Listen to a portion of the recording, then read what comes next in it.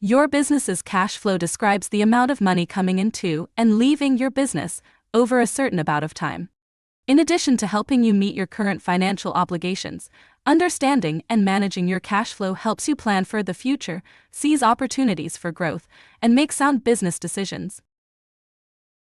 The information contained here has been prepared by Civitas Strategies and is not intended to constitute legal, tax, or financial advice. The Civitas Strategies team has used reasonable efforts in collecting, preparing, and providing this information, but does not guarantee its accuracy, completeness, adequacy, or currency. The publication and distribution of this information are not intended to create, and receipt does not constitute, an attorney-client or any other advisory relationship. Reproduction of this information is expressly prohibited. Only non-commercial uses of this work are permitted. In today's conversation, we will explore what is cash flow and why it's important to your childcare business. We will learn what financial information you need and how to get started. Cash flow is different from your monthly budget. Once you have a monthly budget, you may still have questions, such as, how much am I making over time? Will I have enough cash to pay myself or to pay my bills? And how much am I really making? If you have any of these questions, learning about cash flow can help you answer these specific questions. The cash flow forecast is one of the best tools you can have for understanding how healthy your organization is in the near term. Predicting cash flow is not about budgeting. It's about understanding how much money you're taking in minus how much money is going out. The challenge with cash flow is that you can have a lot of money that's owed to you, but if you don't have money on hand to pay the bills, then your business can find itself in financial trouble. Knowing how much cash you have in the near term becomes a way of not only knowing what's coming in and going out, but also gives you a heads up about upcoming challenges with having enough cash available.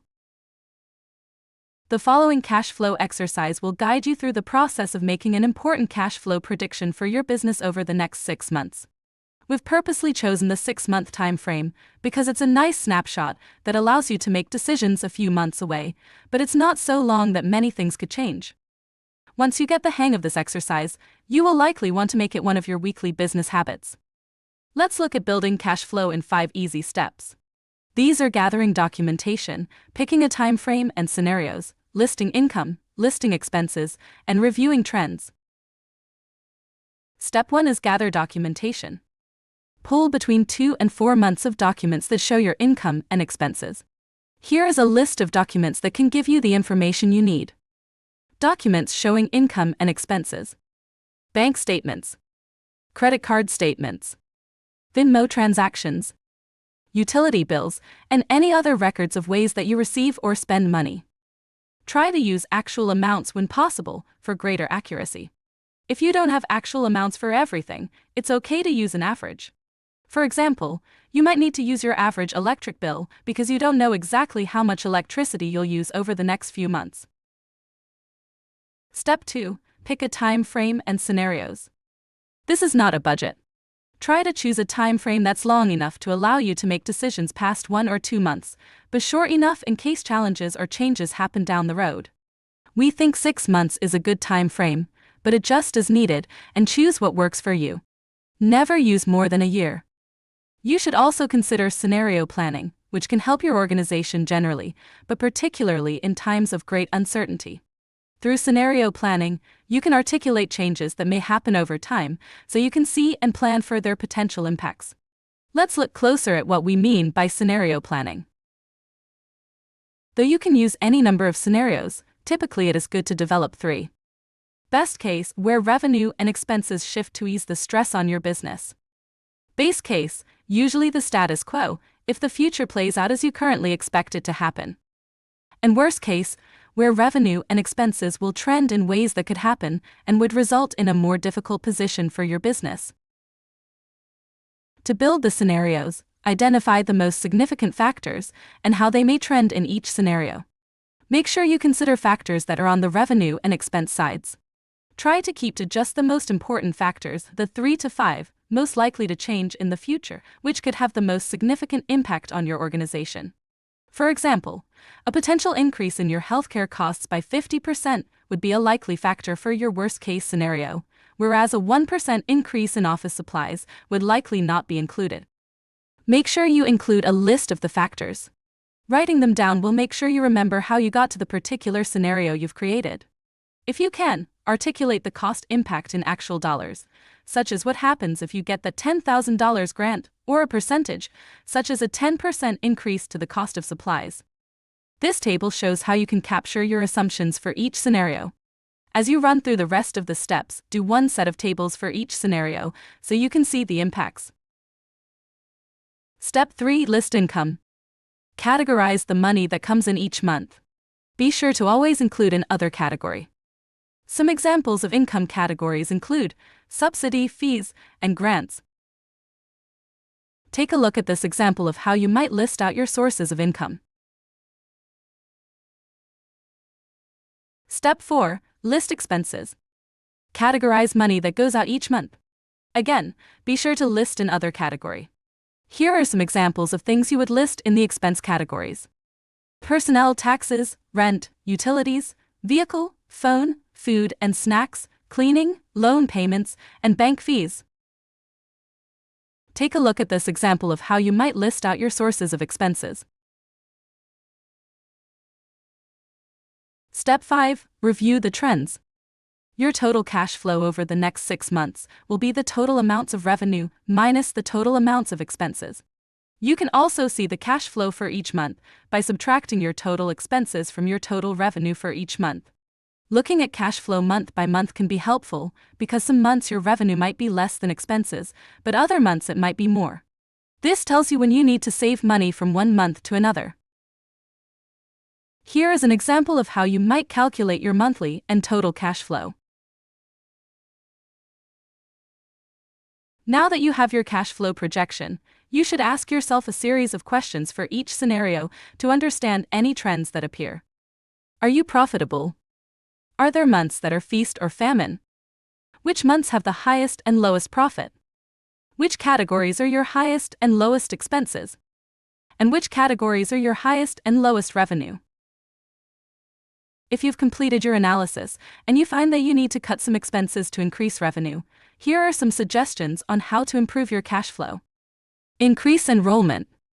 If you have room in your program, this can be the most cost-effective way to build revenue. Start by asking your current families if they know of other families in need of care who they could refer to you. Also, reach out to the child care resource and referral and other providers to find out if there are families who need care. Consider weekly versus monthly billing. If you currently charge $1,000 per month, most people assume that works out to $250 a week, but months have 5 weeks, which translates to an additional $1,000 per year per student.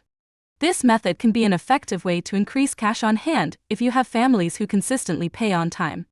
If you have families who often miss payments, this can be difficult because it may mean chasing down money.